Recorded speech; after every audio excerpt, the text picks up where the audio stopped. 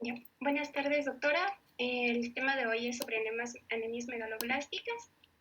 Continúa, por favor, Dani. Bueno, en cuanto a las anemias megaloblásticas, estas son un grupo de trastornos que se caracterizan por aspectos morfológicos que son propios de los eritrocitos. Aquí estos se encuentran en una fase de desarrollo dentro de la médula ósea, de manera que las anemias megaloblásticas tienen como base una eritropoyesis ineficaz.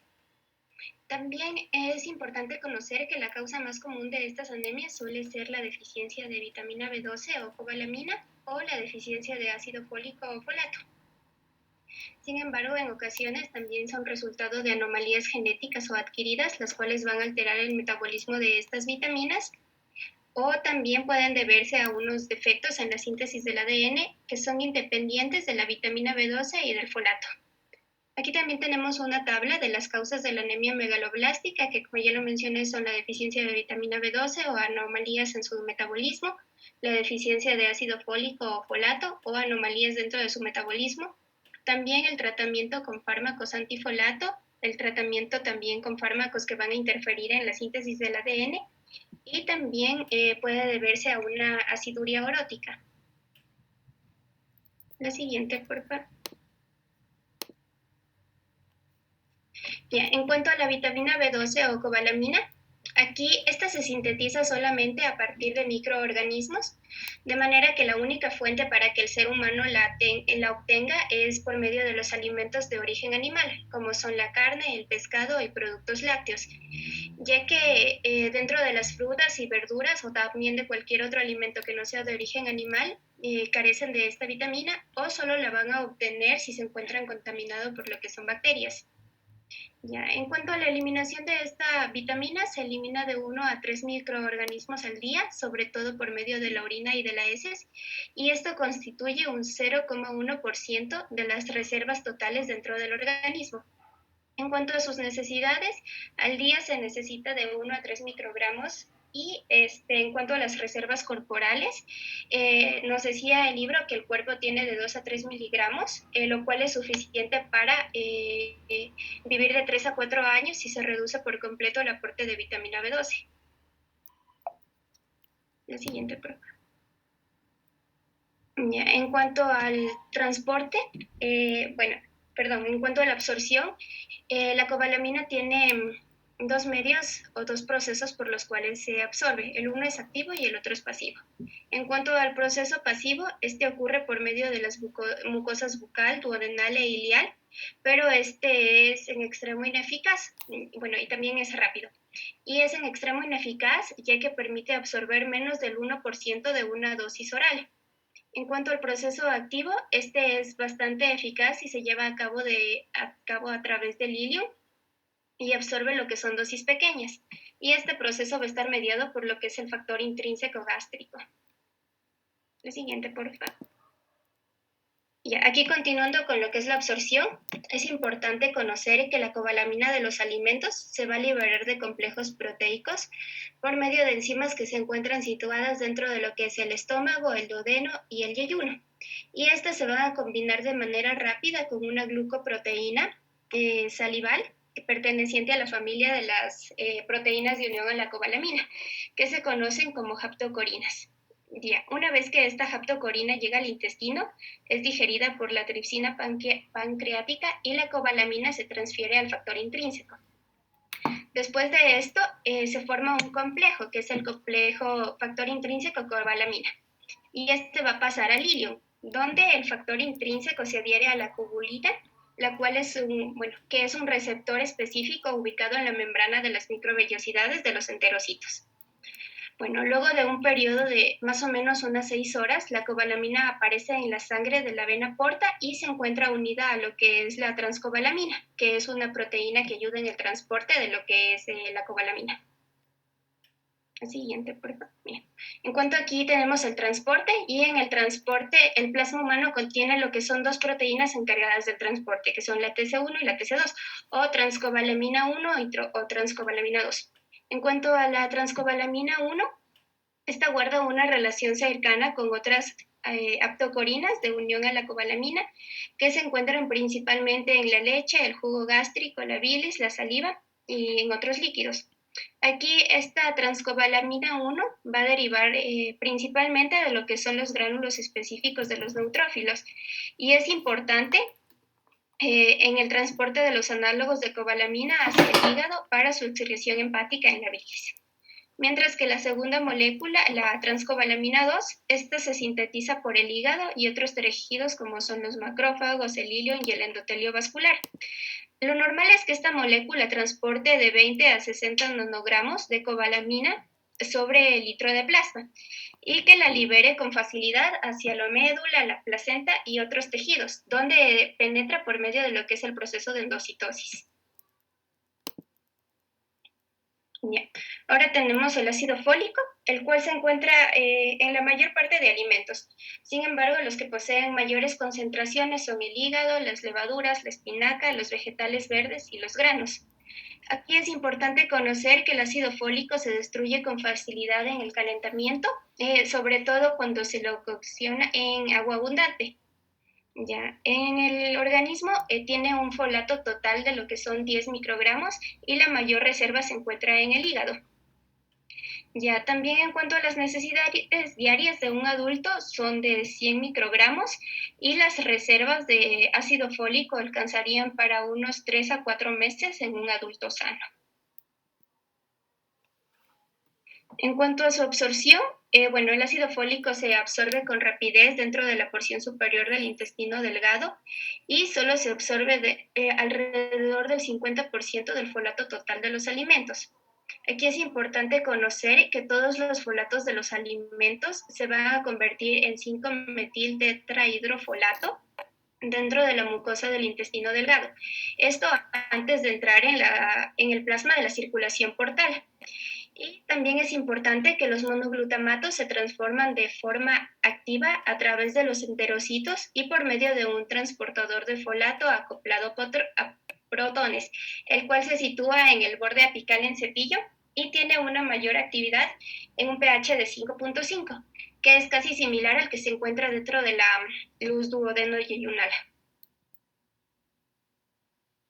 Ya, en cuanto al transporte del ácido fólico, este se moviliza en el plasma y alrededor de 1/3 se une a la albúmina, mientras que 2/3 se encuentran libres dentro de líquidos corporales como el plasma, el líquido cefalorraquídeo y la bilis. Aquí es importante que casi todo el folato consta de 5-metil tetrahidrofolato en forma de monoglutamato y que dentro de su transporte intervienen 3 proteínas fijadoras de folato, como son la FR2 y FR3, y también el transportador de folato acoplado a protones. La FR2 y FR3 van a desplazar el folato al interior de la célula por medio de endocitosis, mientras que la tercera proteína o el transportador de folato acoplado a protones o PCFT transporta el folato en un entorno con un pH bajo desde la vesícula al citoplasma celular. En cuanto a las bases bioquímicas de la anemia megaloblástica, un rasgo característico de todas estas anemias es un defecto dentro de la síntesis del ADN, el cual se altera con rapidez y va a alterar a todas las células que se dividen dentro de la médula ósea. Entonces, esta deficiencia de folato o cobalamina, cuando se presenta esta deficiencia es casi imposible convertir el monofosfato de dexiuridina en monofosfato de desoxitimidina, ya que se necesita el folato como la coenzima 5,10-metileno tetrahidrofolato poliglutamato para la conversión de monofosfato de dexiuridina en monofosfato de dexotimidina. Ya, ahora vamos a continuar con las manifestaciones clínicas. Hay que mencionar que en algunos casos muchos pacientes son asintomáticos, entonces de tal manera la forma en la que se va a detectar es a través del volumen corpuscular medio, el cual va a estar elevado. En otros casos se va a presentar la anorexia, la cual puede haber pérdida de peso, diarrea o estreñimiento. También puede acompañarse, la deficiencia de folato cobalamina puede acompañarse de la glositis, que es como podemos ver ahí la forma característica de la lengua. también la quilositis comisural, la febrícula, en algunos casos puede haber ictericia e hiperpigmentación, la cual va a ser reversible. También nos menciona que se puede presentar la trombocitopenia, la cual puede causar equimosis, y también en cuanto a anemia y el recuento leucocítico bajo, nos menciona que esto puede predisponer al paciente a infecciones, generalmente del tracto respiratorio y urinario. Dentro de otras manifestaciones, que son las manifestaciones neurológicas, tenemos o vamos a mencionar que para el sistema nervioso central, para la mielinización del sistema nervioso central, se necesita la vitamina B12. Entonces, la deficiencia de esta va a producir algunos trastornos. Entre ellos son la atrofia del nervio óptico, la demencia, la depresión, manifestaciones psicóticas y deficiencias cognitivas, también como anosmia y ageusia. También nos menciona que hay algunas eh, manifestaciones típicas del género masculino, como son las parestesias, la debilidad muscular o la dificultad para caminar, también los trastornos psicóticos o de visión defectuosa, y nos mencionaba que podían aplicarse unas técnicas semiológicas como son practicar el signo de Romberg y el de Lermite. El signo de Romberg es aquel en el cual se pide al paciente que se ponga de pie con los pies juntos, las manos pegadas a los muslos. Primero al paciente se le pide que esté con los ojos abiertos y posteriormente se le pide que cierre los ojos. Si posterior a esto el paciente al cerrar los ojos comienza a tambalearse e incluso puede llegar a caer, se considera que es positivo. En el caso del signo de Lermite, en cambio se pide al paciente que flexione el cuello lo que más pueda y cuando realice esto va a sentir una descarga a través de su cuerpo en dirección hacia las extremidades inferiores. Si es que esto sucede así, también se considera el signo positivo. Además que puede presentar también hipotensión postural, impotencia e incontinencia. En el caso de los niños nos mencionaba que una deficiencia prolongada de cobalamina en la alimentación puede entorpecer el desarrollo del encéfalo y también puede provocar la deficiencia intelectual. En el caso de los lactantes también nos mencionaba que puede haber dificultades para la alimentación, el letargo y coma también. Asimismo nos mencionaba que se han descrito también que pueden producirse convulsiones y miocrono, que es el movimiento rápido e involuntario que se puede producir de una extremidad. Ya, también vamos a mencionar acerca de los efectos generales de las deficiencias de cobalamina y folato en los tejidos. Aquí podemos mencionarlo de forma breve también que en las superficies epiteliales se puede producir en la boca, como les había mencionado antes, la glositis, también en el caso del estómago y del intestino delgado, en las vías respiratorias y urinarias y en el aparato genital femenino. Aquí generalmente se ven las anomalías en el frotis del cuello uterino y aquí nos mencionaba que generalmente se muestran células con macrocitosis. También tenemos las complicaciones durante el embarazo, que aquí nos mencionaba que estas deficiencias pueden llegar a dañar las gónadas, de tal manera que puede haber infecundidad tanto en varones como en mujeres. También nos mencionaba que puede existir la premadurez en el caso de la deficiencia de folato y también pueden producirse abortos y defectos del tubo neural, esto por deficiencia tanto de folato como de cobalamina. Otros que tenemos también son los defectos del tubo neural, como lo había mencionado. Aquí nos mencionaba que la deficiencia del ácido fólico como tal es la que produce estos defectos del tubo neural. Por ello es que se pide la administración de los complementos de ácido fólico a la madre desde el momento de la concepción hasta durante las primeras 12 semanas del embarazo. Esto debido a que se ha demostrado que de esta manera se puede reducir hasta el 70% de estas frecuencias de defectos del tubo neural, como son la anencefalia, mielomeningocele, encefalocele y espina bífida. Asimismo, también puede reducir la frecuencia del labio y paladar hendido. En cuanto a los defectos del tubo neural, nos mencionaba que estos también pueden deberse a fármacos de antifolato y también los anticonvulsivos. También tenemos las enfermedades cardiovasculares.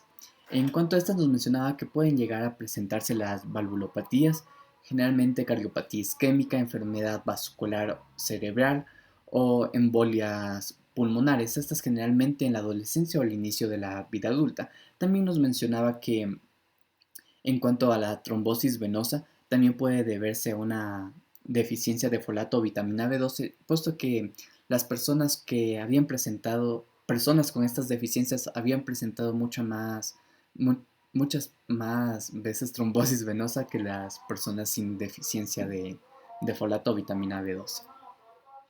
En el caso de neoplasias malignas, nos habla del ácido fólico como un profiláctico, debido a que nos menciona que tiene una especie como de protector, puesto que en el embarazo reduce la frecuencia ulterior de leucemia linfoblástica aguda y también protege contra otros adenomas, como son contra el adenoma de colon, por ejemplo, y otros tumores, como son los linfomas foliculares, el cáncer de mama y el cáncer gástrico. Algo que nos mencionaba acerca del ácido fólico es que puede considerarse o se dice que podría servir como elemento nutricio de tumores, por lo cual no debería administrarse o mejor no administrarlo en personas con tumores establecidos a excepciones de la anemia megaloblástica grave por deficiencia de folato. Y también tenemos los datos hematológicos. En cuanto a los datos hematológicos, nos menciona que en el caso de la sangre periférica, nos vamos a encontrar con la principal característica que es la presencia de los macrocitos ovalados, generalmente con anisocitosis y poiquilocitosis. También nos mencionaba que el volumen corpuscular medio iba a ser mayor a 100, los neutrófilos iban a ser hipersegmentados con más de 5 lóbulos nucleares. También nos mencionaba que podría haber leucopenia en ocasiones. En cuanto a la médula ósea, nos menciona que en paciente con anemia grave, la médula iba a ser hipercelular con acumulación de células primitivas y de igual manera los núcleos de los eritroblastos iban a conservar este aspecto primitivo. En cuanto a los cromosomas, nos mencionaba que las células de la médula ósea, los linfocitos transformados y otras células que se encuentran en proceso de proliferación podrían sufrir algunas anomalías como son las rupturas fortuitas, contracciones reducidas y contracción de cromosómicas. También nos mencionaba aquí que los antimetabolitos podían intervenir en la replicación del ADN y también podrían influir en el metabolismo del folato y podrían crear también estas afecciones de la anemia megaloblástica.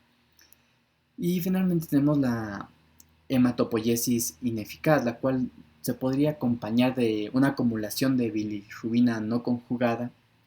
También nos mencionaba que podría haber un incremento o acumulación de urobilinógeno urinario, aptoglobulinas reducidas y hemosiderina urinaria positiva, acompañados también de un aumento de la concentración de lactato de deshidrogenasa. Bueno, ahora vamos a hablar acerca de las causas de deficiencia de la cobalamina. Bueno, una de las causas de la insuficiencia de cobalamina es cuando se presenta un aporte insuficiente en la alimentación. Esto es bastante marcado en adultos, especialmente los vegetarianos, porque sabemos que ellos van a restringir de su alimentación las carnes rojas que contienen vitamina B12, también pescado, huevos y de igual manera algunos lácteos en el caso de los veganos. También se puede presentar en lactantes, en recién nacidos que sus madres tal vez hayan tenido una deficiencia importante de cobalamina. Y de igual manera, en la leche materna, pues va a haber una deficiencia de cobalamina, por lo tanto, estos niños suelen desarrollar anemia a los 3 a 6 meses de edad y pueden venir con ello complicaciones como por ejemplo el retraso del crecimiento, alteraciones del desarrollo psicomotor, secuelas neurológicas y en resonancia magnética también podríamos ver un retraso de la mielinización, así como también atrofia. Pásale.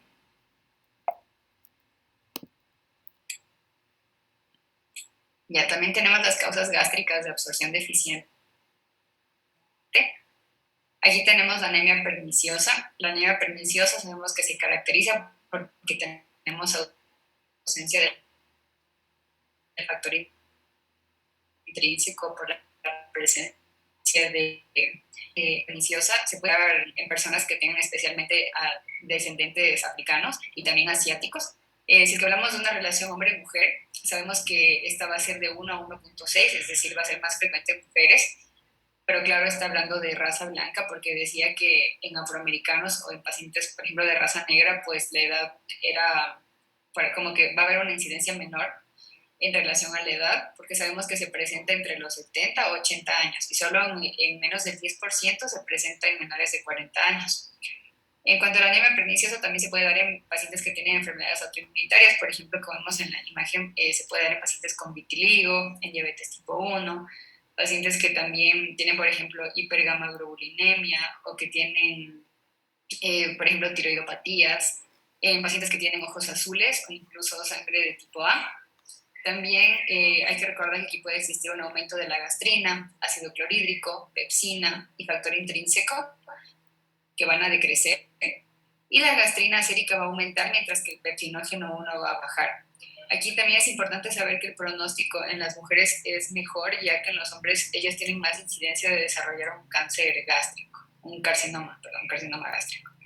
Y otra causa es la biopsia gástrica. En pacientes que tienen anemia perniciosa es recomendable realizar una biopsia gástrica, donde podríamos encontrar, por ejemplo, la atrofia de las capas del cuerpo y el fondo del estómago, así como una pérdida del componente glandular.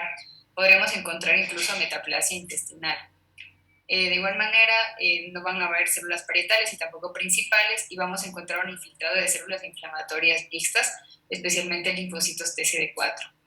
Y también sabemos que la anemia perniciosa no se va a relacionar directamente con Helicobacter pylori, pero cuando hablamos ya de una gastritis atrófica, esta sí se va a vincular con Helicobacter pylori y se va a presentar en jóvenes como una anemia, por ejemplo, ferropénica, y en adultos mayores, en cambio, como una anemia perniciosa. Otra causa que tenemos es la de los anticuerpos séricos. Sabemos que en pacientes con anemia perniciosa suelen tener inmunoglobulinas de tipo G, que son estos anticuerpos. Tenemos de dos tipos: el anticuerpo 1, que también se lo denomina bloqueador, que va a impedir la combinación del factor intrínseco con cobalamina. Este se encuentra en el 55% de la población. Y también tenemos el anticuerpo de unión tipo 2, que impide la unión del factor intrínseco con la mucosa ileal, que se va a encontrar en menos del 35% de la población.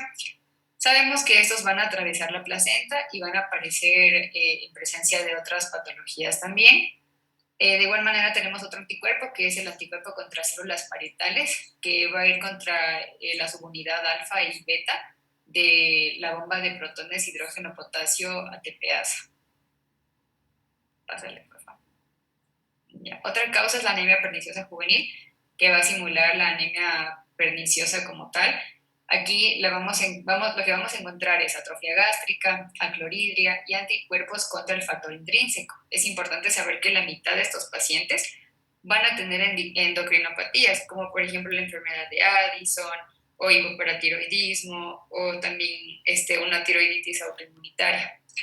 De igual manera está la deficiencia congénita del factor intrínseco. Aquí, bueno, eso se va a presentar en niños especialmente con anemia megaloblástica, que se va a manifestar desde el primer al tercer año de edad. Aquí la mucosa gástrica y la secreción de ácido van a ser normales. Por pruebas especiales podríamos encontrar la cobalamina, pero esta puede estar inestable, es decir, no la pueden usar de forma adecuada porque la misma no sirve. También tenemos la gastrectomía, que es una causa, puede ser tanto la gastrectomía parcial o total, aunque más se da en la total. Sabemos que, como vemos en la imagen, aquí se extrae una parte del estómago, entonces esto pues va a tener sus repercusiones en cuanto a la absorción de vitamina B2. Entonces es importante que a estos pacientes que se les realiza una gastrectomía, es importante darles un tratamiento profiláctico con vitamina B12. También se da en cuanto a una absorción deficiente alimenticia. ¿Por qué? Porque va a haber una falta de liberación de cobalamina por las proteínas de unión en los alimentos. Y esto puede ser un resultado de la gastritis atrófica o de los inhibidores de la bomba de protones o incluso por cirugía bariátrica. Pásale, por favor. Ya. También tenemos causas intestinales de absorción deficiente de cobalamina. Esto se da también, por ejemplo, en el síndrome de asa intestinal por atascamiento. Sabemos que prácticamente se puede dar este déficit de absorción de cobalamina por la presencia de microorganismos que van a estar en lesiones del intestino delgado en la superficie del mismo. Y se puede dar más en pacientes que tienen, por ejemplo, una diverticulitis yeyunal, como vemos en la foto, o también fístulas por ejemplo, intestinales o una asa intestinal anatómica por enfermedad de Crohn, por ejemplo.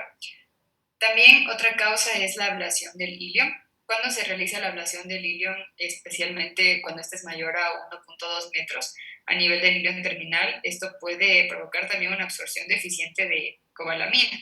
De igual manera hay que tomar en cuenta que las bacterias que se pueden presentar en el colon pueden contribuir más a la instauración de que exista una deficiencia de cobalamina. Pásale. Ya, otra causa importante es la absorción deficiente selectiva de cobalamina con proteinuria.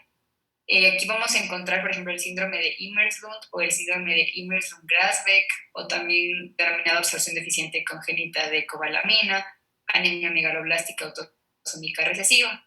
Entonces, esta es la causa más frecuente de anemia megaloblástica en la lactancia. Aquí el factor intrínseco y el ácido gástrico van a ser normales, pero no pueden absorber cobalamina. Y en los pacientes se va a presentar una proteinuria inespecífica y algunos pueden sufrir aminoaciduria y tener anomalías renales congénitas, como por ejemplo una doble pelvis renal, como podemos observar en la foto. Pásale. Ya, otra de las causas es, en este caso, la infestación por tenia de pescado. Sabemos que la tenia es un parásito que lo podemos encontrar por ejemplo, en diferentes animales como el pescado, y esta va a estar en el intestino delgado de los seres humanos. La adquirimos nosotros al consumir carne contaminada, en este caso el pescado. Sabemos que la tenia va a retener esta cobalamina y va a impedir su absorción. Es por esto que vamos a tener un déficit de cobalamina. También se puede dar en la anemia, en el escurue tropical, que también es otra patología característica en la cual, por ejemplo, en los pacientes que tienen escurue tropical agudo y subagudo pueden tener una absorción deficiente de cobalamina. Y por lo general la absorción de cobalamina puede mejorar cuando nosotros aplicamos una antibiótico terapia en las primeras etapas o también con un tratamiento a base de ácido fólico. Otra causa, por ejemplo, es en el escurue tropical también es importante saber que los pacientes pueden presentar anemia megaloblástica y neuropatías, que mejoran con lo que les mencioné, la antibiótico terapia y también con el ácido fólico. Pásale, por favor.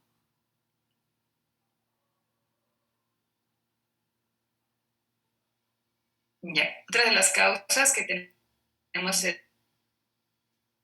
la infección por COVID, como para causar anemia megaloblástica o también neuropatía. Aquí la cobalamina sérica puede encontrarse baja o puede ser subnormal. Otra causa es la pancreatitis crónica grave. Es un trastorno en el cual existe un déficit de tripsina. Entonces esto va a obstaculizar o impedir la disponibilidad de cobalamina, que va a estar adherida al fijador gástrico. Entonces, también aquí es importante saber que en la pancreatitis la concentración de calcio del ilion va a descender para mantener normal la absorción de cobalamina. También tenemos la enteropatía por gluten. En este caso, la enteropatía por gluten se da en pacientes que no reciben un tratamiento, que sufren de esta patología y no reciben un tratamiento, o también siguen consumiendo gluten, por ejemplo.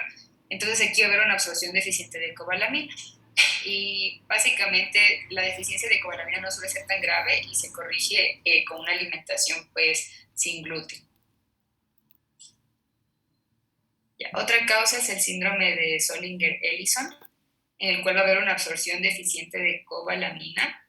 Básicamente se puede dar porque no se libera la cobalamina de una proteína fijadora, porque existía una inactivación de la tripsina pancreática, pues por la presencia de una acidez excesiva.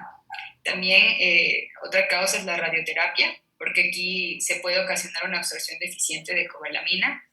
También en la enfermedad del injerto contra el hospedador, donde va a predominar especialmente en el intestino delgado la absorción deficiente de cobalamina, porque va a existir una flora intestinal que va a ser anormal o puede también presentarse una lesión en la mucosa.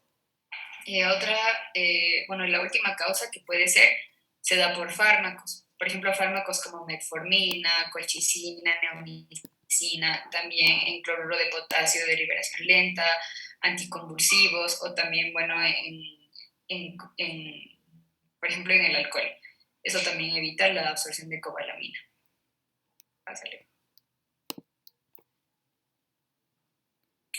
Ya también se puede dar por anomalías en el metabolismo de la cobalamina. Esto puede ser por tres causas. Uno, tipo 2. Aquí la deficiencia de esta transcobalamina tipo 2 va a destacarse bastante en lactantes. Aquí los lactantes van a presentar anemia megaloblástica. La cobalamina sérica y el folato van a estar normales, pero la absorción de cobalamina va a ser deficiente y las inmunoglobulinas van a estar reducidas. La otra causa es la acidemia y aciduria metilmalónica congénita. Aquí pues los lactantes tienen un retraso del crecimiento, acidosis metabólica grave, cetosis, retraso mental y anemia normocítica normoblástica. Los niños con aciduria metilmalónica o homocistinuria combinada presentan también microcefalia, dificultad para alimentarse, convulsiones, hipotonía, anemia megaloblástica y retraso del desarrollo. Y finalmente, las anomalías adquiridas del metabolismo de la cobalamina por inhalación de óxido nitroso. Sabemos que el óxido nitroso es un anestésico. Entonces, este óxido nitroso va a oxidar la metilcobalamina, lo que desactiva la metionina sintasa. Entonces, como les mencioné, esto se observa bastante en pacientes que están anestesiados por tiempos muy prolongados por este compuesto. Ya, también vamos a hablar acerca de las causas de la deficiencia de folato. Ya, una de las causas es la nutricional, en la cual existe una deficiencia alimenticia porque tal vez no hay disponibilidad o porque se presentan patologías como por ejemplo Kwashiorkor y el escorbuto. También en pacientes que no tienen pues, los recursos para poder alimentarse de forma adecuada, como los indigentes, o también pacientes ancianos, lactantes, alcohólicos y en personas con trastornos psiquiátricos. También se puede presentar la deficiencia de folato por una absorción deficiente, que la podemos ver en diferentes patologías, como por ejemplo las que ya conversamos, que es el esporo tropical, también en la enteropatía por gluten, en el síndrome congénito de absorción deficiente selectiva de folato, también cuando realizamos una ablación yeyunal, la gastrectomía parcial, enfermedad de Crohn y también infecciones. Ya, otra causa es cuando existe aprovechamiento o pérdida excesiva. Esto se da, por ejemplo, en el embarazo. Sabemos que en el embarazo, pues la mujer tiene que transmitirle mayor cantidad de folato a su bebé. Es por eso que aumentan los requerimientos del mismo. Entonces aquí pueden llegar a aumentar de 200 a 300 microgramos hasta llegar incluso a 400 microgramos al día. Entonces es por esto que se recomienda que las madres tomen ácido fólico, incluso para evitar defectos congénitos de los cuales ya les voy a conversar. También otra de las causas es la prematurez. Sabemos que en los prematuros pues la demanda de folato es 10 veces más que la de un adulto. Y cuando el bebé nace, esta empieza a bajar rápidamente a las 6 semanas. Y en prematuros incluso empieza a bajar de una forma más brusca. Es por esto que es recomendable también a los prematuros darles ácido fólico en forma profiláctica, especialmente a los que pesan menos de 1500 gramos cuando nacen. Ya, otra causa son los trastornos hematológicos, como por ejemplo la anemia hemolítica crónica, autoinmunitaria, drepanocitosis, la anemia hemolítica crónica, la anemia hemolítica autoinmunitaria, la drepanocitosis y también la esferocitosis congénita. ¿Y por qué se da esto? Porque se da en consecuencia a que existe una reutilización insuficiente del folato después de realizar sus funciones como una coenzima. Otra causa son los trastornos inflamatorios, donde tenemos patologías como por ejemplo tuberculosis, artritis reumatoide, psoriasis, enfermedad de Crohn, dermatitis exfoliativa, endocarditis e infecciones. Las infecciones generalizadas también pueden provocar una absorción deficiente de folato.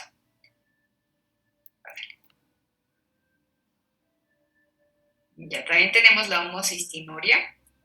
En la homocistinuria hay una deficiencia de folato y esto puede ser porque existe básicamente una mayor conversión de homocisteína en metionina. También otra causa es la diálisis prolongada, pues sabemos nosotros que el folato se une a algunas proteínas plasmáticas, entonces por la diálisis puede ser eliminado rápidamente. Los pacientes pueden sufrir, por ejemplo, síntomas como anorexia, vómito, infecciones y también hemólisis. En estos casos, pues se debe administrar folato de manera profiláctica en los pacientes que se van a realizar diálisis. Otra causa es la insuficiencia cardíaca congestiva y hepatopatías. En esas patologías, pues se elimina el exceso de folato mayor a 100 microgramos al día, especialmente por la orina. Y en el caso de las hepatopatías, pues porque existe una lesión de los hepatocitos. Y finalmente tenemos también, bueno, los fármacos antifolatos. Aquí en los fármacos antifolatos destacan los epilépticos, bueno, los antiepilépticos como tal, que es el difenidantoinato, también la primidona. También aquí vamos a hablar un poco acerca del alcohol, porque el alcohol es un antagonista de folato y puede producir una macrocitosis eritrocítica. Otro fármaco antifolato son los inhibidores de la DFH reductasa, como por ejemplo el metrotexato, la pirimetamina, el trimethoprim. También otro fármaco es, también existe una absorción deficiente de folatos cuando hablamos de fármacos como por ejemplo la sulfasalacina, la colestiramina y también el triamtereno. Y como última causa, pues también de esta disminución del folato, son las anomalías congénitas en el metabolismo de folato, que, bueno, algunos lactantes con defectos congénitos en las enzimas de folato pueden padecer anemia megaloblástica.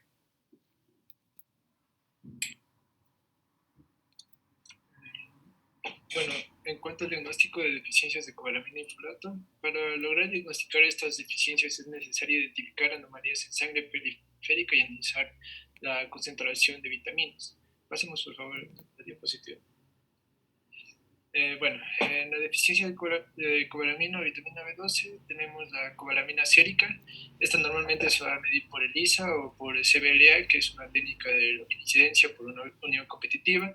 La concentración sérica normal es de 118 a 148 picomoles hasta 738 picomoles por litro.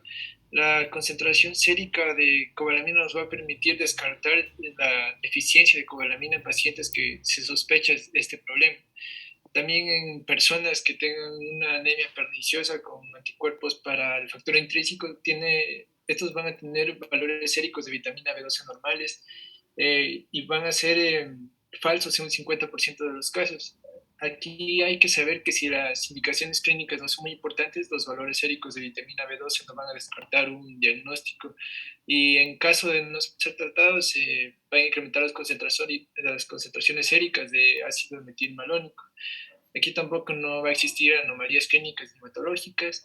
La disminución de los valores séricos puede ser causada por una deficiencia de folato y transcobalamina 1, también el uso de anticonceptivos orales y la presencia de un mieloma múltiple.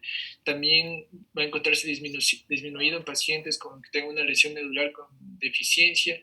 Puede encontrarse en estos pacientes valores que van de 74 a 148 picomoles por litro. También va a ser similar en el embarazo, sobre todo en pacientes que tengan anemia megaloblástica por la deficiencia de folato, como también en algunas mutaciones heterocigóticas o homocigóticas del gen TNC1, que es el encargado de codificar la transcobalamina 1.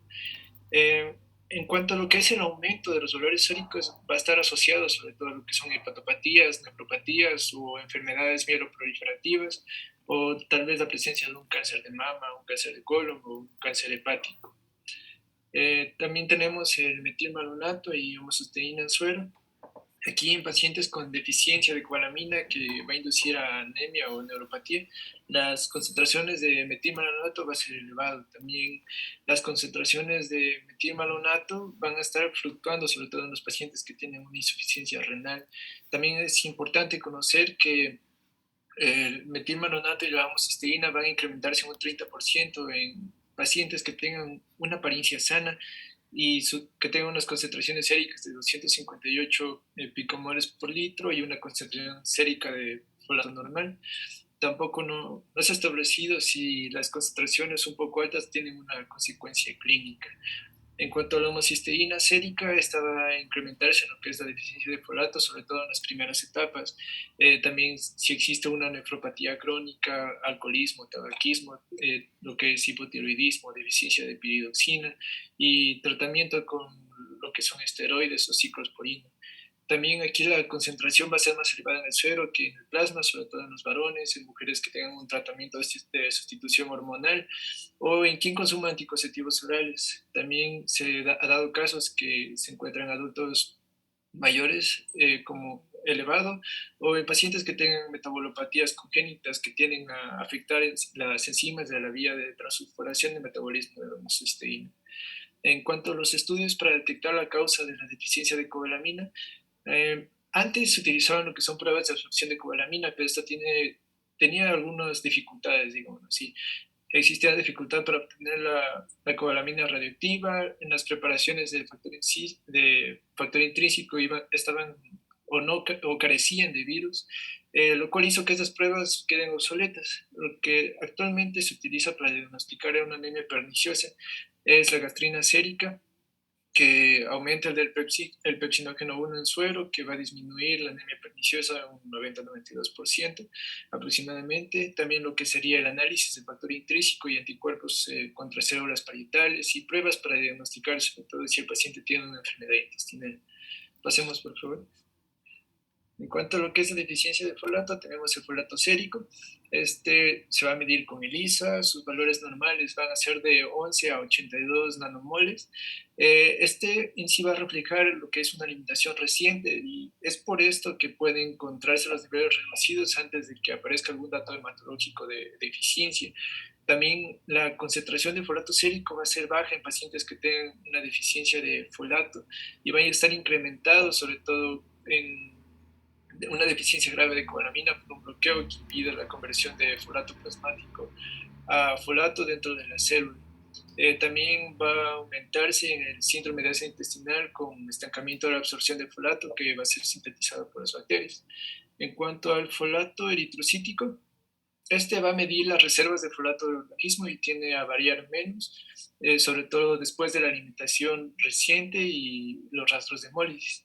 Su concentración va a estar rodeando entre los 880 y 3520 micromoles por litro de eritrocitos.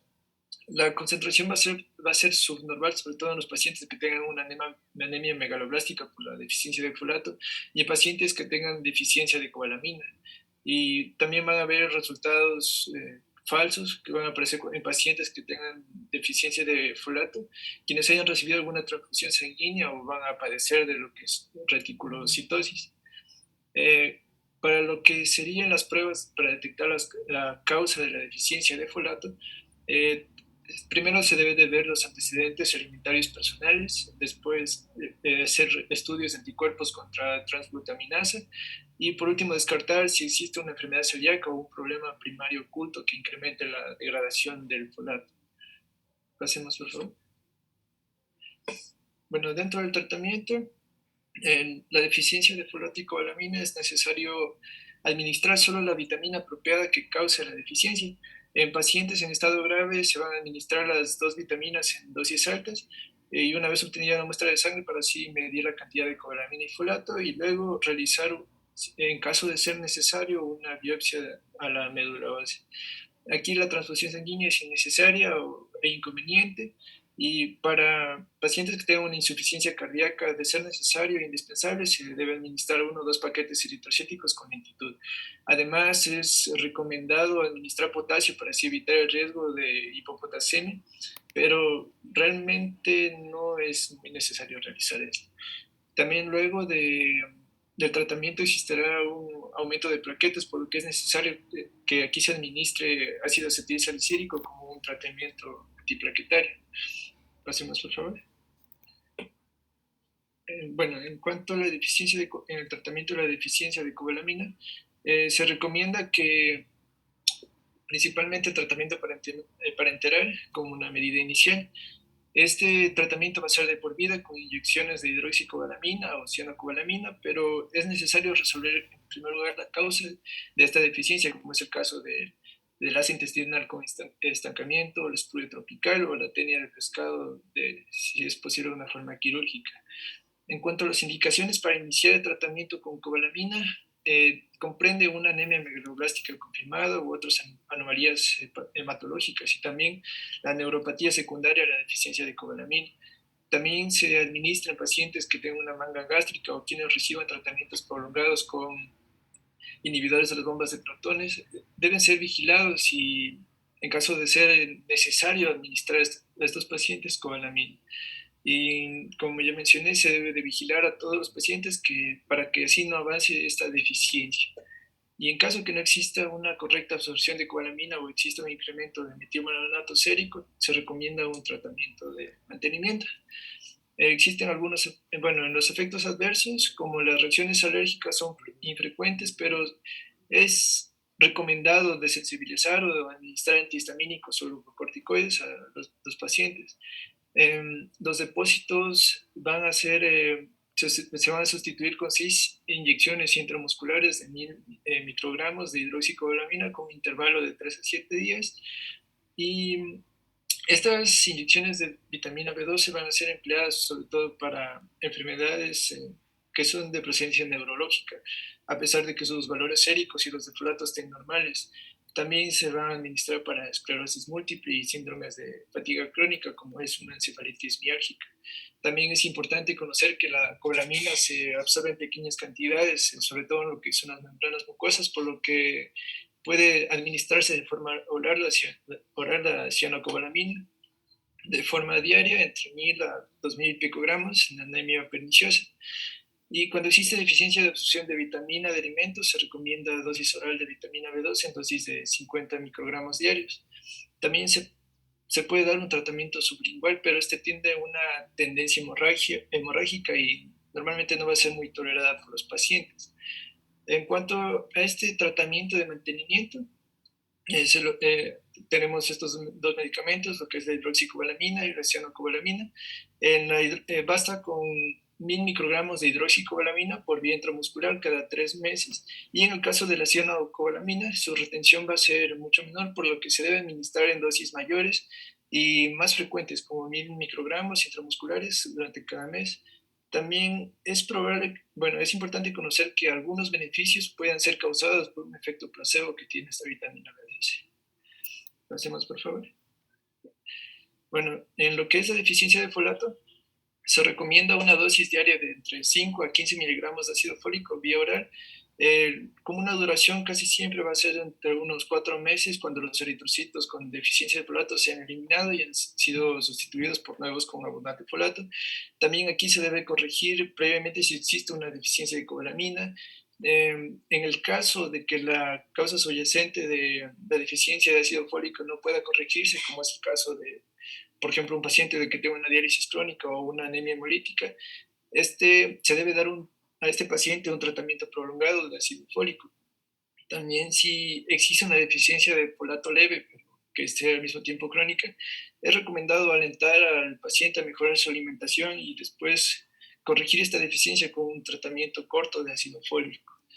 En pacientes que tengan un tratamiento prolongado, es importante también revisar la concentración sérica de cobalamina, por lo menos una vez al año, en caso de que pueda crearse una deficiencia simultánea de cobalamina. Aquí tenemos lo que es el ácido folínico, que en sí es el folato reducido, que se va a administrar por vía oral o parenteral para así superar efectos tóxicos del metotrexato y otros inhibidores de la reductasa de HF como el trimetopim o el clotrimazol. En cuanto al ácido fólico profiláctico, este está dado sobre todo para pacientes sometidos a diálisis por largo tiempo y casos de alimentación parenteral. Este va a reducir la concentración de homocisteína y va a evitar sobre todo enfermedades cardiovasculares y depresión cognitiva, sobre todo en los ancianos.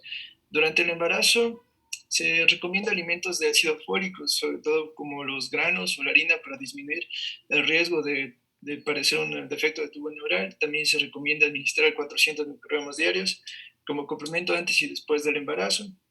Pero en caso de que la mujer haya procreado un feto que tenga un defecto del tubo neural, se recomienda que reciba 5 miligramos diarios cuando planee embarazarse y no debe dejar de hacerlo durante todo el siguiente embarazo. En cuanto a la lactancia en infancia, la deficiencia de folato va a ser frecuente, sobre todo en lo que son prematuros, sobre todo durante las primeras 6 semanas de vida, y aquí debe administrarse ácido fólico de forma sistemática. Por ejemplo, 1 miligramo por día a quienes pesan menos de 1500 gramos al nacer. También es necesario complementar con hierro y ácido fólico la alimentación de los niños. Sí, eso nomás, pasar nomás a la siguiente. Bueno, en cuanto a lo que es la anemia megaloblástica independiente de la deficiencia de cobalamina o folato o de alteraciones en su metabolismo, aquí esta va a aparecer con fármacos antimetabólicos como la hidroxiuria, el bueno, no lo recuerdo bien este medicamento, que en sí estos medicamentos van a inhibir la replicación de ADN, también lo que son las antivirales análogos de nucleósidos por el tratamiento de VIH, pueden llegar a producir macrocitosis y cambios megaloblásticos en la médula ósea. También lo que es la anemia megaloblástica con respuesta a tiamina, va a existir un defecto de gen para transporte de tiamina de gran afinidad, que es el SLC19A2.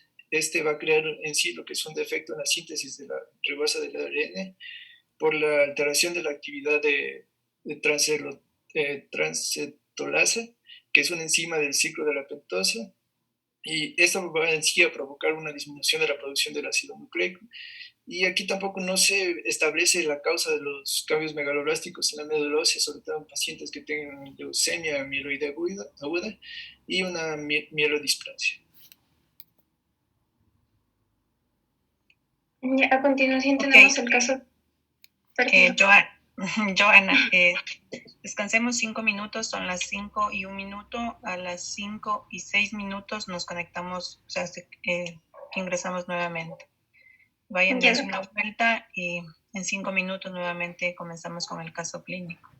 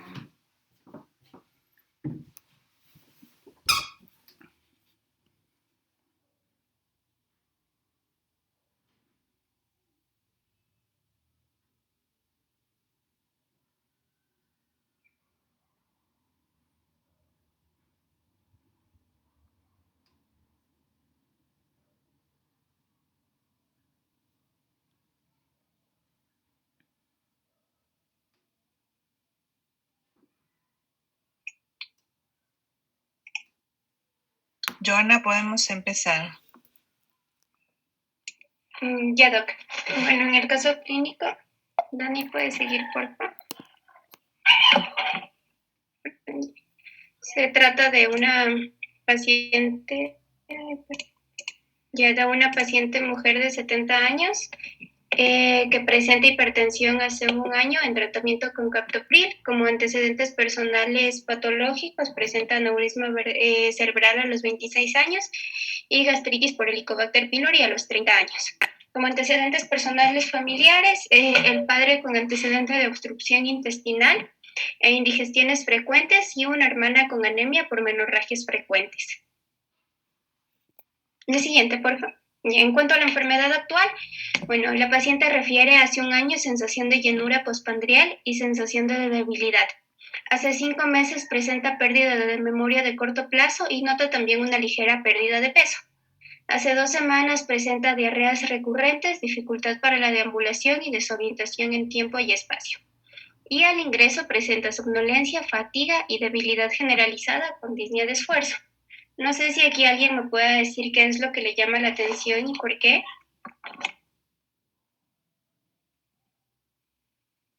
Sí, Liz, porfa, ¿me ayudas? Me llama la atención los síntomas neurológicos que presenta la paciente, como la pérdida de memoria, sobre todo eso y la desorientación que tiene en tiempo y espacio, porque cuando hablábamos del déficit de la vitamina B12, sabemos que esta ayuda a la milenización en el sistema nervioso. Entonces, el hecho de que presente esta sintomatología igual nos hace pensar que el déficit de esta puede estar causando estos síntomas. Y también igual tiene síntomas que vimos en clases pasadas de la anemia, como la fatiga, la debilidad, incluso también la disnea. Sí, muy bien. Justo como lo dijo Lisette, la paciente presenta algunos síntomas neurológicos, como ya lo mencionaron en la clase mis compañeros. La deficiencia de cobalamina altera la mielinización del sistema nervioso central y aquí se origina lo que es una degeneración de los haces posteriores y laterales cervicales y torácicos de la médula. Ya, siguiente, por favor, Dani. Bueno, aquí era una pregunta sobre los síntomas neurológicos, pero ya lo explico bien, Lisette.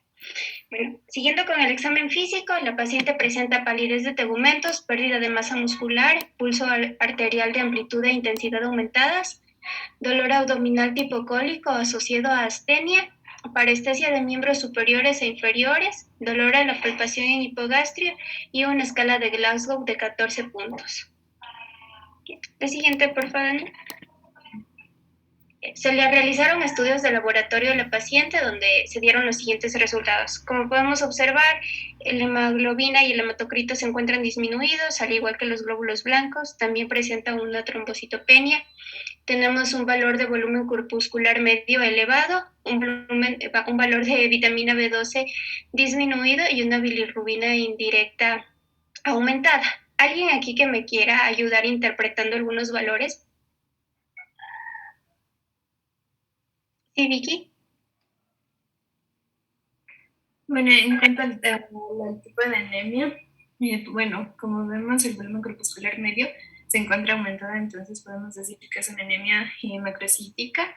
Y en cuanto al valor del MSHC, que se encuentra normal, entonces esta es normocrómica, es una anemia macrocítica normocrómica. Sí, muy bien. Sí, bueno, aparte de lo que mencionó Vicky, me parece importante mencionar que los niveles de los leucocitos, neutrófilos y linfocitos también se ve alterado igual que el de las plaquetas. Esto se traduciría en pacientes con una anemia megaloblástica en pancitopenia, porque todas aquellas células como que disminuyen. También se la asocia a una anemia megaloblástica por la cantidad de vitamina B12 que está disminuida, y algo que me parece importante es el volumen corpuscular medio no está normal, está aumentado. Eso quiere decir que es macrocítica. Y algo importante de la anemia megaloblástica también es la bilirrubina indirecta, que también se puede aumentar al igual que el lactato de deshidrogenasa. Sí, muy bien. Aquí igual, como ya mencionaron, todo está bien y para aumentar el valor de la bilirrubina indirecta, este se va a encontrar aumentado debido a la acumulación de la misma en el plasma debido a una muerte de eritrocitos o a lo que se llama una eritropoyesis ineficaz. Bien, siga, por favor, Dani. Bueno, ahí está otra pregunta y te la respondieron. Bueno, a la paciente también se le realizó otro examen complementario y fue una endoscopía digestiva alta. En esta se encontró una gastritis crónica con predominio en cuerpo y fondo, también Helicobacter pylori positivo y una metaplasia intestinal. Aquí si alguien tal vez quiere ayudarme como relacionando todo el caso. Sí, Yandri. Ya, bueno, como ya habías mencionado, bueno, aquí más o menos podemos ya constatar lo que veníamos hablando. Por ejemplo, la gastritis crónica en sí va a ser que exista una disminución de lo que sería el factor intrínseco como tal. Entonces, al existir esta disminución, pues la cobalamina en sí no va a poder llegar a lo que sería al ilion, entonces aquí no se va a poder absorber correctamente. Entonces, esto de aquí pues va a traer todas las consecuencias que ya habíamos estado mencionando, como las parecias, por ejemplo, y también la megaloblastosis en la médula ósea, y por consecuencia pues la anemia como tal. Sí, muy bien. Jorge. Bueno, claro, bueno, como ya está mi compañero, y se iba a observar en esta anemia, bueno, relacionada a lo que es la ausencia del factor intrínseco causado por una atrofia gástrica. Esto se podría relacionar, o se la puede relacionar, perdón, con lo que es una anemia perniciosa. Aquí se decía que en este tipo de anemias se iba a presentar, por ejemplo, se iba a relacionar con enfermedades autoinmunitarias, también se podría relacionar con lo que es una gastrina, la pepsina e incluso hasta lo que es el factor intrínseco, y va a disminuir. Y la gastrina sérica puede aumentar y también lo que es el pepsinógeno 1 va a disminuir. Sí, está muy bien, chicos, lo que los dos explicaron. ¿Puedes seguir, por favor, Dani?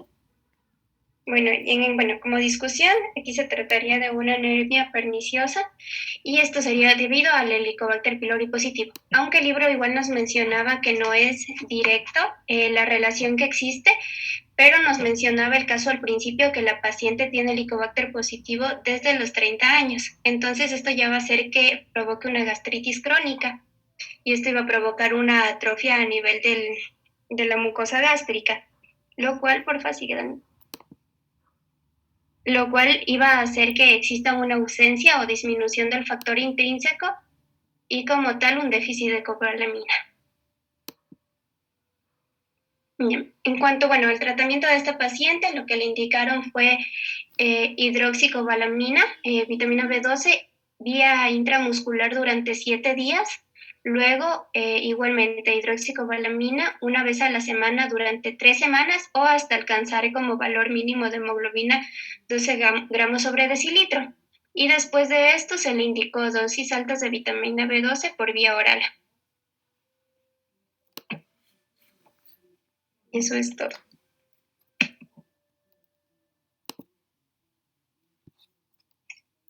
Ok, gracias por la exposición a todos los que participaron.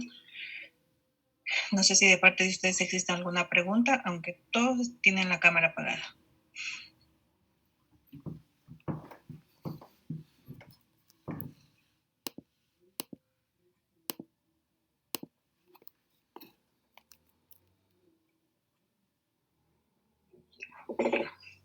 Volvieron, se han estado todos. ¿Preguntas sobre este tema?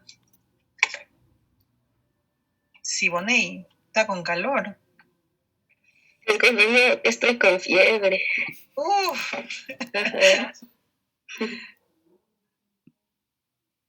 Está más para allá que para acá. Sí, okay. Creo. Sí, creo. Bien, no, veo que no hay preguntas. Voy a exponerles un resumen sobre este tema. Ahora les comparto pantalla.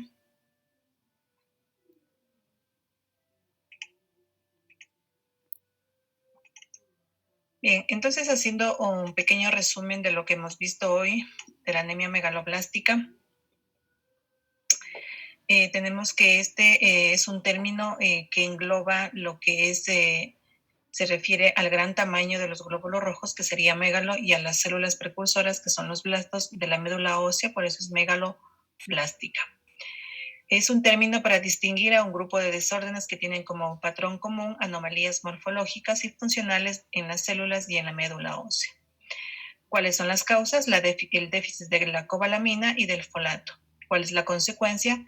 Trastornos en la síntesis del ADN. A consecuencia de este defecto, las células mueren en un alto porcentaje antes de su maduración, que sería la eritropoiesis ineficaz. Haciendo una diferencia entre la cobalamina y el folato, tenemos que la cobalamina, también es conocida como vitamina B12, su deficiencia afecta a la síntesis del ADN y por lo tanto a la replicación celular. El folato, también conocido como ácido fólico o vitamina B9. El folato es necesario para la replicación igual del ADN. El 70 al 90% de los folatos naturales corresponden a poliglutamatos de folato.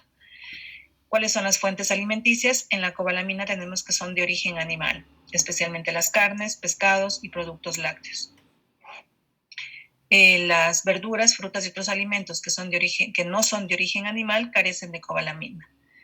Entre las fuentes alimenticias del folato tenemos el hígado, la levadura, la espinaca, vegetales verdes y los granos. Lo que se requiere, o la alimentación proporciona alrededor de 5 a 30 microgramos por día. ¿Cuál es la necesidad diaria? Es de 1 a 3 microgramos. Y se elimina por la orina y por las heces entre 1 a 3 microgramos por día, que correspondería al 0.1% de las reservas. ¿Cuáles? Las reservas corporales son de 2 a 3 miligramos. Esta reserva es suficiente para 3 a 4 años. En cambio, el folato, contenido total de la alimentación, es de 200 microgramos por día y la necesidad diaria es de 100 microgramos. Las reservas son de 10 miligramos, especialmente se reservan en el hígado, y para más o menos este almacenamiento es para 3 o 4 meses. La absorción, tenemos que la cobalamina tiene dos formas de absorción, una pasiva y la otra activa. La pasiva a través de la mucosa bucal, duodenal e ileal. Se absorbe menos del 1%, y la forma activa, que es la más común, a través del íleo y es gobernado por el factor intrínseco. ¿Cómo se produce esta absorción? El factor intrínseco se produce en las células epiteliales, especialmente del fondo y del cuerpo gástrico, y su secreción va a ser paralela al del ácido clorhídrico. Cuando entra en contacto con la vitamina B12, forman el complejo factor intrínseco vitamina B12. Ya en la luz intestinal, gracias a una proteína, es absorbida al interior de los enterocitos. Aquí el factor intrínseco desaparece y únicamente el que pasa a la circulación es la vitamina B12, pero en esta se va a unir nuevamente a otra proteína, que son la transcobalamina, y forman el complejo transcobalamina, vitamina B12, que es como circula en el plasma.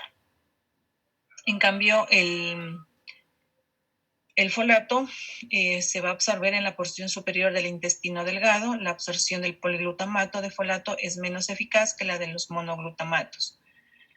En ese sentido, en el intestino delgado, los folatos de los alimentos, que serían los poliglutamatos, se van a hidrolizar en monoglutamatos. Estos monoglutamatos pasan al enterocito, que pueden ser por difusión pasiva dependiente del pH o por transporte activo mediado por transportadores. Ya en el interior del enterocito, para pasar al plasma, se convierte en 5-metiltetrahidrofólico, que es la forma como va a circular, o forma de almacenamiento.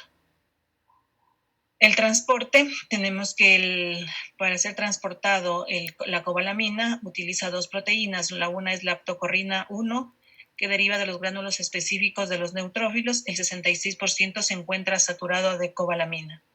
Y la aptocorrina 2, que es sintetizado por el hígado, transporta únicamente de 20 a 60 nanogramos de cobalamina. Y el folato transporta un tercio unido débilmente a la albúmina, y los dos otros tercios se encuentran en forma libre.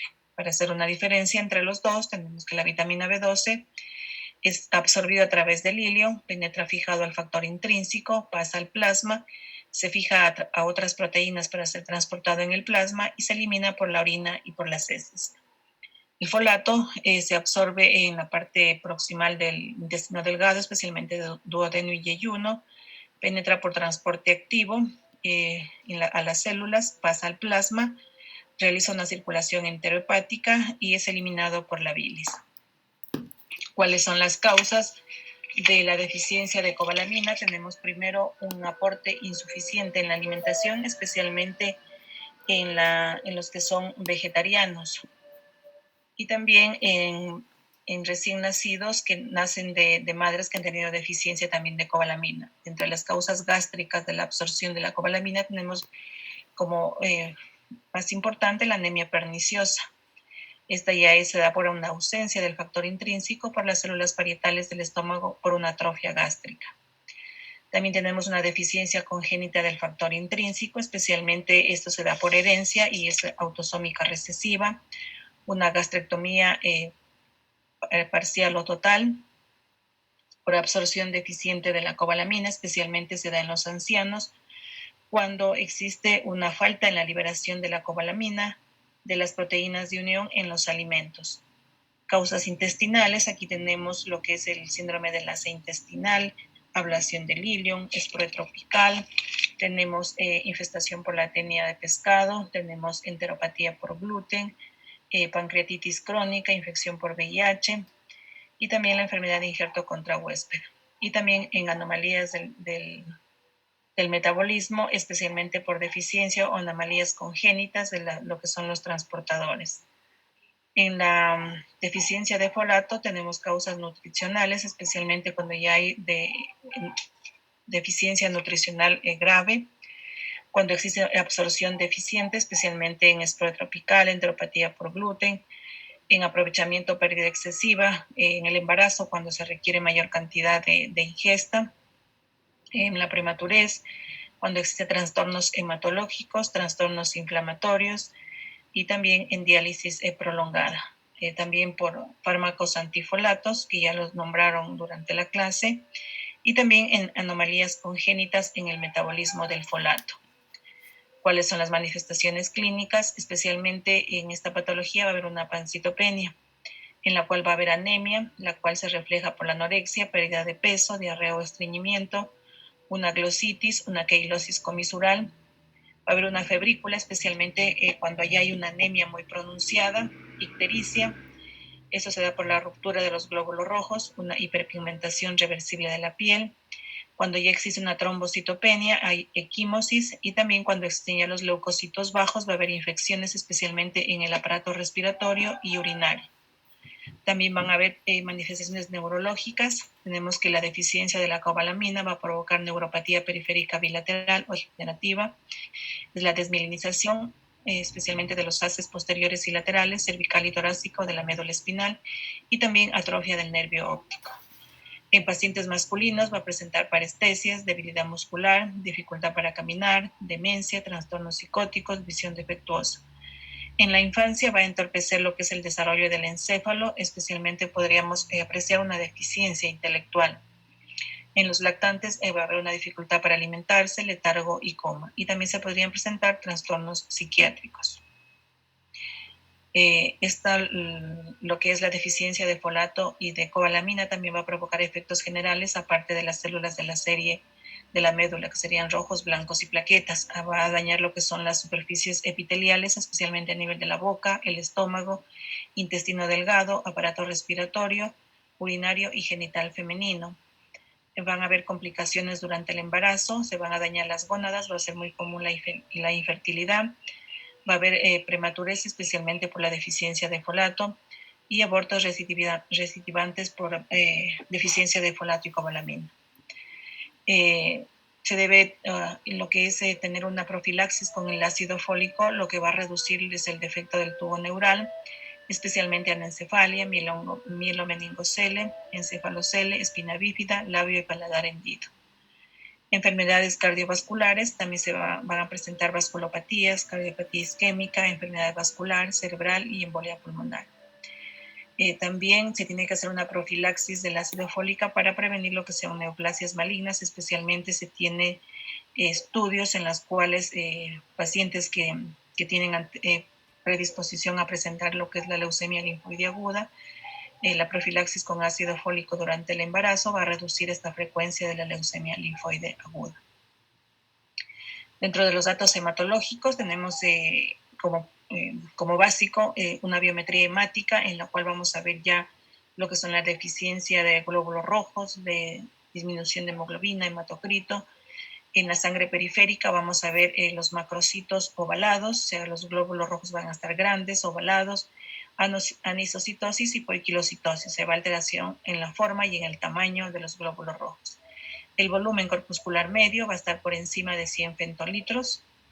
Va a haber neutrófilos hipersegmentados, como les mencioné anteriormente, va a haber alteración de las 3 series de los glóbulos rojos, que serían esto, de los blancos, que va a haber neutrófilos hipersegmentados, va a haber disminución de la serie blanca, y también va a haber lo que son deficiencia de las plaquetas. En la médula ósea va a estar hipercelular, con acumulación de células primitivas por muerte selectiva por apoptosis, en la cual se va a manifestar por una hematopoiesis ineficaz. Esta se va a acompañar de bilirrubina no conjugada por muerte de eritrocitos en la médula ósea. Al momento de que los glóbulos rojos se destruyen, se va a liberar la bilirrubina, se va a acumular lo que es la bilirrubina indirecta. También se va a incrementar el urobilinógeno urinario, y por la ruptura de los glóbulos rojos a nivel de la circulación, y esta se va a saturar de hemoglobina, se va a reducir lo que es la aptoglobina, y también va a aumentar la lactato deshidrogenasa. Esto es por la destrucción de los glóbulos rojos y la liberación de esta lactato deshidrogenasa a la circulación. El diagnóstico, tenemos que la deficiencia tanto del folato y de la cobalamina se establecen al identificar las anomalías en la sangre periférica, o sea, una biometría hemática básica y un examen de frotis de sangre periférica nos van a dar ya una pauta para determinar el tipo de deficiencia, y también cuando se analiza ya la concentración sanguínea de las vitaminas, tanto de cobalamina y folato, determinaríamos si es por deficiencia de cobalamina, por deficiencia de folato o por las dos. En la deficiencia de la cobalamina tenemos que se mide la cobalamina sérica por método de Lisa. Los valores normales están entre 118 a 148 milimoles por litro. También se puede hacer la determinación del metilmalonato en suero. En deficiencia de la cobalamina va a estar elevado el metilmalonato. Y la homocisteína en suero también, esta se incrementa tanto en la deficiencia de cobalamina y folato. Y para la deficiencia de folato, igual vamos a medir el folato sérico, igual por el método de Lisa, y el valor normal es de entre 11 a 82 nanomoles, y el folato eritrocitario, que va a medir las reservas de folato, que va a estar entre 880 a 3520 micromoles por litro de eritrocito. Y el tratamiento, tenemos que en la deficiencia de la cobalamina, cuando ya existe deficiencia marcada, se debe utilizar lo que son el tratamiento por vía intramuscular, y sería un tratamiento ya de por vida. Cuando se puede corregir la causa, se tiene que hacer antes de iniciar un tratamiento, porque no sacaríamos absolutamente nada dar un tratamiento si la causa va a estar ahí. Solamente las que se puedan corregir, porque por ejemplo, si hay una alteración genética no hay presencia del factor intrínseco, no la podríamos corregir, sino tendríamos que dar lo que son ya por vía intramuscular, lo que sería ya la hidroxicobalamina. El tratamiento de depósito sería la utilización de hidroxicobalamina, 6 inyecciones intramusculares de 1000 microgramos a intervalos de 3 a 7 días. Para mantenimiento podemos utilizar la hidroxicobalamina y la cianocobalamina. La hidroxicobalamina, 1000 microgramos intramuscular cada 3 meses, y la cianocobalamina, 1000 microgramos intramuscular cada mes. En la deficiencia de folato, se va a utilizar el ácido fólico de 5 a 15 miligramos por vía oral por 4 meses. También se debe realizar profilaxis con ácido fólico, especialmente durante el embarazo. Se utiliza 400 microgramos por día como complemento antes del embarazo y durante todo el embarazo, inclusive durante los primeros meses después del embarazo. También en la lactancia y en la infancia, especialmente la OMS recomienda complementar en forma sistemática hierro y ácido fólico en países de alta mortalidad infantil. Nuestro país también sería considerado uno de esos. Por lo tanto, siempre se considera en lo que son el control del niño sano, cuando hay deficiencia de hierro, complementarlo también con ácido fólico. E inclusive ya existen medicamentos que traen los dos en un solo comprimido. Y eso sería todo en relación a este tema. No sé si tengan alguna pregunta y que con esto se cierre lo que es todo el capítulo de anemia megaloblástica.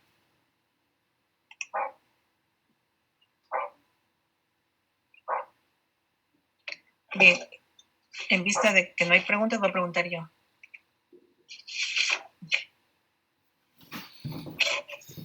Los pensativos enseguida prenden las cámaras, los que están con la cámara apagada. Bien, para la siguiente clase vamos a desarrollar lo que ya son anemias hemolíticas intracorpusculares. ¿Sí? Ya les subí en anuncio una hematología. De ahí vamos a preparar estos temas, este y el siguiente. Para esta semana está Juan Jiménez, Leonardo Michay, Brian Ocampo y Ronald Ojeda. Para la siguiente clase, que sería el jueves. Hay control de lectura y el parcial igual es la próxima semana. El día viernes ustedes tienen libre a partir de las 20 horas o tienen clase hasta las 10 de la noche.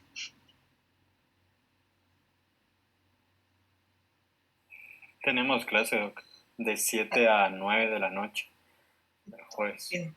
El viernes. El viernes. Es que nos cambiaron los horarios. Ya estamos en la 4ª semana y todavía no saben el horario del viernes. No puedo creer.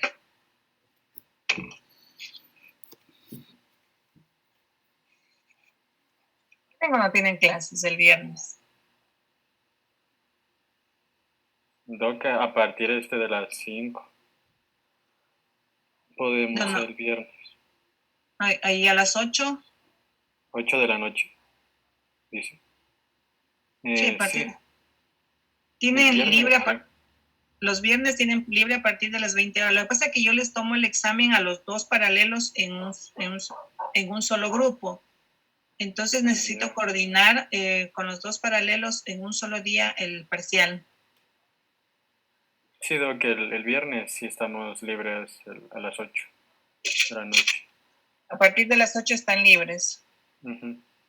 Bueno, entonces yo por anuncio les confirmo la hora exacta, porque estoy coordinando con el otro paralelo para el parcial. Ya, Doc. Ok, entonces quedamos así. El próximo jueves tenemos clase de anemias hemolíticas intracorpusculares, específicamente lo que tiene que ver ya con la destrucción del glóbulo rojo en sí. Vamos a ver lo que es esclerosis hereditaria, deficiencia de fosfato deshidrogenasa, trepanocitosis y talasemias. De esta hematología van a preparar, como saben, sacar lo básico y esencial de cada patología para que no se haga muy extenso la exposición. Y ya les dije quién van a exponer, igual por anuncio en la plataforma ya está quienes van a preparar. Igual por anuncio yo ya les, máximo hasta el miércoles, yo ya les subo a qué hora va a ser el viernes 12, el parcial a partir de las 20 horas, no sé si sea 20 horas o 20 horas 30. Ok, no sé si existe alguna pregunta. Para la prueba, perdón, Sionei, sí.